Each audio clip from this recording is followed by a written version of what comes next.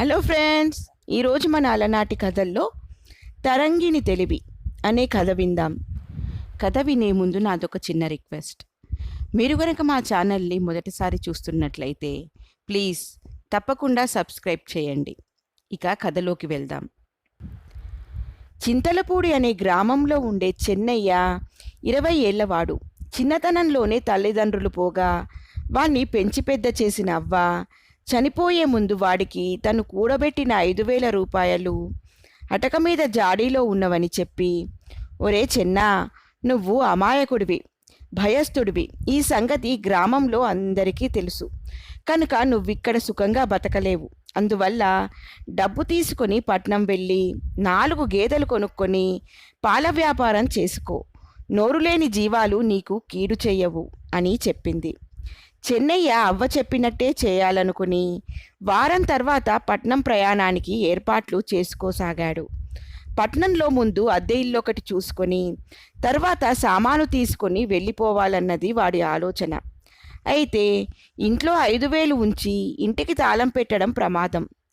అవ్వ అప్పుడప్పుడు గ్రామంలోని షావుకారు శెట్టి దగ్గర డబ్బు దాచటం ఎరిగి ఉన్న చెన్నయ్య డబ్బును ఒక సంచిలో వేసుకొని ఆయన దగ్గరకు వెళ్ళాడు.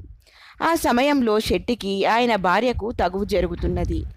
2 రోజుల్లో రాబోతున్న తన తల్లి కోసం కొత్త చీర ఒకటి కొనుక్కుని రమ్మని పోరు పెడుతున్నది శెట్టి భార్య.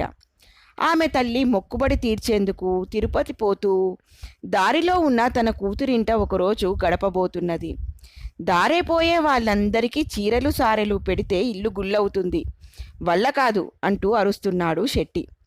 మా అమ్మ అట్లా దారే పోయే మనిషా, ఒక్క చీర తెస్తే నీ కొంపేమీ కూలదులే అంటూ భర్త కంటే బిగ్గరగా అరిచింది శెట్టి భార్య. చీర కాదు, ముందు కూర మాడుతున్నట్లున్నది, ఒంటింట్లోకి తగలడు అన్నాడు శెట్టి ఒంటింటికేసి చేయి ఊపుతూ.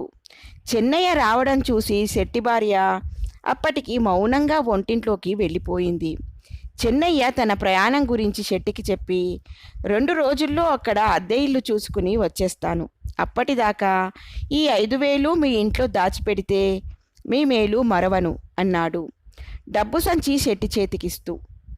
దానికేం భాగ్యం చెన్నయ్య, దిక్కులేని వాళ్లకు సహాయపడితే ఆ పుణ్యం ఊరికే పోదు కదా అన్నాడు శెట్టి. ఆ సమయంలో భర్త మీద కోపంతో ఉడికిపోతున్న శెట్టి భార్య కాళ్ళతో నేలను గట్టిగా తాటిస్తూ మంచినీళ్ల కుండ ఎత్తి బలంగా గోడకేసి కొట్టింది. ఆ ధ్వనికి హడలిపోయిన చెన్నయ్య, ఇల్లంతా అదిరిపోతున్నది, ఏమిటి విపరీతం శెట్టిగారు అన్నాడు.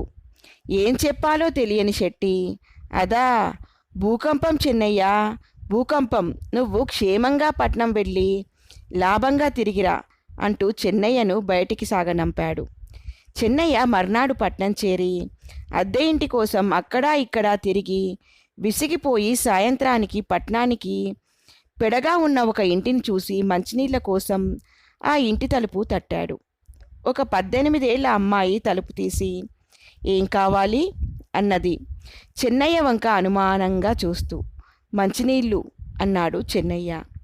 నాన్న, నువ్విలారా, ఎవరో వచ్చారు అంటూ పెరట్లో ఉన్న తండ్రిని కేకపెట్టి ఆయన వచ్చాక మంచినీళ్లు తీసుకురావడానికి లోపలికి వెళ్ళిందామె. దిక్కులు చూస్తున్న చెన్నయ్యతో, ఏమీ అనుకోకు బాబు, నేను మా అమ్మాయి తరంగిణి మాత్రమే ఈ లంకంత ఇంట్లో ఉంటున్నాం. కొత్త వాళ్ళు ఎవరు వచ్చినా కొద్దిగా భయంగానూ అనుమానంగానూ ఉంటుంది. పక్కవాట అద్దెకు ఇద్దామంటే పట్నానికి దూరం కదా, ఎవ్వరూ రావడం లేదు అన్నాడు తరంగిణి తండ్రి ముకుందం. చెన్నయ్య తరంగి తెచ్చి ఇచ్చిన మంచినీళ్లు తాగి తను ఎందుకు పట్నం వచ్చాడో చెప్పి, గేదెలను పెట్టుకోవడానికి అభ్యంతరం లేకపోతే మీ పక్కవాటాలోకి అద్దెకు వస్తాను అన్నాడు. ముకుందన్ చెన్నయ్య పేరు అడిగి తెలుసుకుని, నువ్వు రేపే మా ఇంటికి అద్దెకి రావచ్చు, అద్దె ఎంత ఇచ్చినా పర్వాలేదు అన్నాడు ఆనందంగా. తరంగిని కల్పించుకుని, ఏ వ్యవహారమైనా ఖచ్చితంగా తేల్చుకోవాలి, అద్దె నెలకు 100 రూపాయలు అన్నది. 2 రోజుల్లో సామాను తీసుకొని వచ్చేస్తానని చెప్పి తన ఊరు తిరుగు ప్రయాణం అయ్యాడు చెన్నయ్య. చెన్నయ్య శెట్టి ఇంటికి తను దాచిన డబ్బు తీసుకోవడానికి వెళ్ళేసరికి నలుగురితో పిచ్చాపాటి మాట్లాడుతున్నాడు శెట్టి. నేను పట్నం వెళ్ళిపోతున్నాను శెట్టిగారు అన్నాడు చెన్నయ్య. శుభం, వెళ్ళిరా అన్నాడు శెట్టి. వెళ్ళాక తిరిగి వచ్చేది లేదు. అక్కడ గేదెలు కొని పాల వ్యాపారం మొదలు పెడతాను. నా 5,000 ఇవ్వండి అన్నాడు చెన్నయ్య. 5,000? ఏమిటి, రూపాయలే? 5 కాన్లకు కొరగాని వెర్రివెదవ్వి నా దగ్గర 5,000 దాచావా? ఎప్పుడు అంటూ కల్లెర్ర చేశాడు శెట్టి. చెన్నయ్య నివ్వెరపోయి, ఎప్పుడంటారేమిటి, భూకంపం వచ్చిన రోజున ఇచ్చాను, దయచేసి నెమ్మదిగా గుర్తు చేసుకోండి అన్నాడు. శెట్టి భల్లున నవ్వి, నేను పుట్టి బుద్దెరిగి భూకంపం రాలేది ఊళ్ళో, మీరెవరైనా ఎరుగుదురా అని అడిగాడు చుట్టూ ఉన్నవాళ్లను. ఎరగం ఎరగం అన్నారు వాళ్ళు. అవ్వ పోయాక అమాయకపు వెదవకు అతి తెలివి అబ్బినట్టుంది, అవతలికి పో అంటూ చెన్నయ్యను తరిమేశాడు శెట్టి. శెట్టితో గట్టిగా పోట్లాడలేక లోపల దుఃఖిస్తూ పట్నానికి వెళ్ళి జరిగిందంతా ముకుందానికి చెప్పి, ఇక ఆ ఊళ్ళోనే ఆ పని ఈ పని చేసుకొని పొట్టపోసుకుంటాను, మీ ఇంట్లో అద్దెకు రావడం లేదని చెప్పడానికే వచ్చాను అన్నాడు చెన్నయ్య. ఇది విన్న ముకుందం బాధగా, అలాగేలే బాబు, ఎవరికి ఎక్కడ ప్రాప్తమో అన్నాడు. అయితే పక్కనే ఉన్న తరంగిని కల్పించుకుని, అదేం మాట నాన్న, ఆ శెట్టిలాంటి మోసకారిని మార్చలేకపోయినా ఈయన డబ్బు తిరిగి వచ్చేలా చేయవద్దు అన్నది. సరే, మనమేం చేయగలం అన్నాడు ముకుందం నిరాశగా. తరంగిని కొంతసేపు ఆలోచించి, ఇలా చేయండి అంటూ ఏం చేయాలో ఇద్దరికీ వివరించి చెప్పింది. కూతురు ఇచ్చిన రేకుపెట్టె చేత్తో పట్టుకొని అప్పటికప్పుడు చెన్నయ్య వెంట వాళ్ళ ఊరు బయలుదేరాడు ముకుందం. వాళ్ళు ఊరు చేరేసరికి బారెడు పొద్దెక్కింది. చెన్నయ్య శెట్టి ఇల్లు ముకుందానికి చూపించి తను మాత్రం వీధి మొదల్లోనే ఆగిపోయాడు. ముకుందం శెట్టి ఇంటికి వెళ్ళేసరికి శెట్టి ముందు గదిలో కుర్చీలో కూర్చుని ఉన్నాడు. ముకుందాన్ని చూస్తూనే, ఎవరు, మీరు ఏం పని మీద వచ్చారు అని అడిగాడు గుచ్చి చూస్తూ.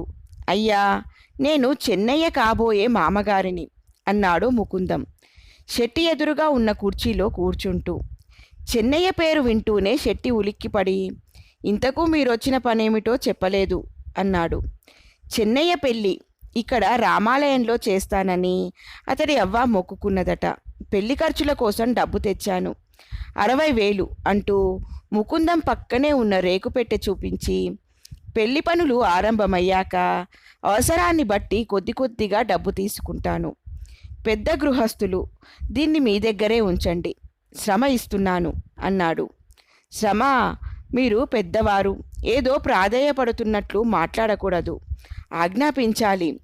డబ్బును మహారాజుగా మా ఇంట్లో దాచుకోవచ్చు అన్నాడు శెట్టి అతి వినయంగా. ఇంతలో చెన్నయ్య హడావిడిగా లోపలికి వచ్చి శెట్టితో, నేను 2 రోజుల క్రితం వచ్చినప్పుడు మీకు 5,000 ఏ రోజు ఇచ్చానని అడిగారు కదా, ఆ రోజు మీ ఇంట్లో కూర మాడిపోయింది, ఏదో భూకంపం కూడా వచ్చిందన్నారు అన్నాడు తరంగిని అనమన్నట్లుగా. శెట్టి కుర్చీలోంచి లేచి చెన్నయ్య భుజం మీద చేయి వేసి, నువ్వు నా దగ్గర 5,000 దాచడం గుర్తులేక కాదు, ఆ రోజు నిన్ను గట్టిగా కసిరింది. ఆ సమయంలో నా పక్కన ఒక జూదరి తాగుబోతూ ఉన్నాడు. వాళ్లకు అప్పుగా డబ్బు కావాలట, లేదన్నాను. ఒకవేళ నీ 5,000 నీకిస్తే వాళ్ళు నిన్ను వెంబడించి భయపెట్టి ఆ డబ్బు గుంజుకుపోయేవాళ్ళు. నువ్వసలే అమాయకుడివి, పిరికివాడివి, ఇదిగో ఇప్పుడే నీ 5,000 ఇస్తాను అంటూ లోపలి గదిలోకి పోయి డబ్బు సంచి తెచ్చి చెన్నయ్యకిచ్చాడు.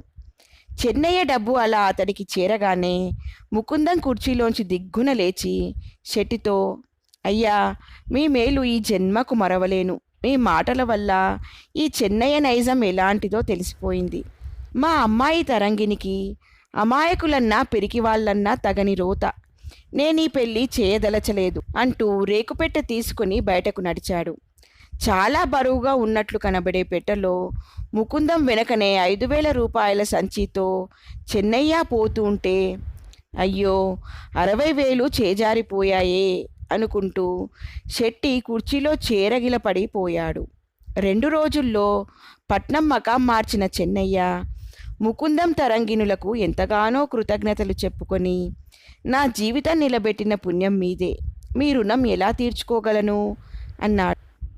ఆ మాటలకు ముకుందన్ నవ్వి, మా అమ్మాయిని పెళ్లి చేసుకొని నీ మంచితనానికి మా తరంగిని తెలివితేటలు తోడైతే మీ జీవితం 3 పువ్వులు 6 కాయలుగా ఉంటుంది అన్నాడు. తనకు అంత అదృష్టం పట్టడం నమ్మలేక చెన్నయ్య ఆశ్చర్యంగా తరంగిని కేసి చూశాడు. ఆ ఆలోచన తనదే అయినందుకు సిగ్గుతో తలంచుకున్నది తరంగిణి. ఎలా ఉంది ఫ్రెండ్స్ ఈ కథ? బాగుంది కదూ? నచ్చిందా? అయితే లైక్ చేయండి. మీ ఫ్రెండ్స్కి బంధువులకి ఈ కథలను షేర్ చేయండి. మరిన్ని మంచి మంచి కథల కోసం మా ఛానల్ని తప్పకుండా సబ్స్క్రైబ్ చేయండి. మరొక మంచి కథతో మళ్ళీ కలుద్దాం. ఉంటాను మరి. బాయ్.